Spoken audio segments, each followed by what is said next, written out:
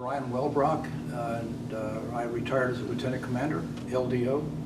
We finished that up and everything. It was time to rotate and stuff, so I got orders to Chief of Naval Technical Training in Millington, Tennessee, and went down to Centectra and was working some programs.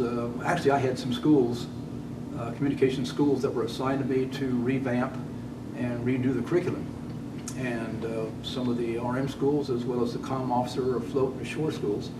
And so I was spent about a year redoing the whole curriculum and stuff on those things, flying back and forth. I mean, we were moving all kinds of surface schools to Great Lakes. They were moving other schools to Pensacola and everything else, and all the construction stuff was going on.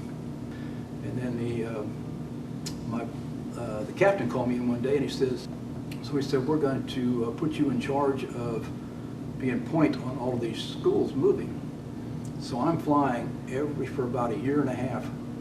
I'm flying to the West Coast, up north, East Coast, back down south, wherever all the schools were, with rolled up sets of plans, doing redlining and stuff on them and stuff that we were doing things.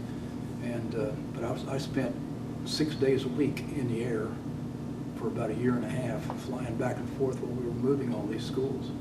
And some weeks was a little bit less than that, but there was a lot of other people involved and everything in it.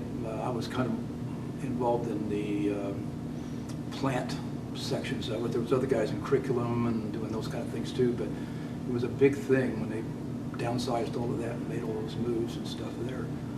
So at that point, I was fixing to go and get another set of orders and stuff, but my wife, the wives pay a huge price when they move around. They get a job and then you move. They get a job, then they move. Your kids are in school and you move, you know. And when we were there, I only had one daughter left at the house. She was a senior in high school, and my wife had a very good job for a change. And I was at 28 years, and I could have gone 30. But I didn't. I punched out and said, you know, it's time. Think more about them instead of, you know, what I'm doing. And that's the short of a long story. There are a lot of horror stories in there I could share with you, but command by command wise and stuff. It was just, I always seemed to be in the wrong spot at the right time. You know, if that makes any sense to people, but it just did.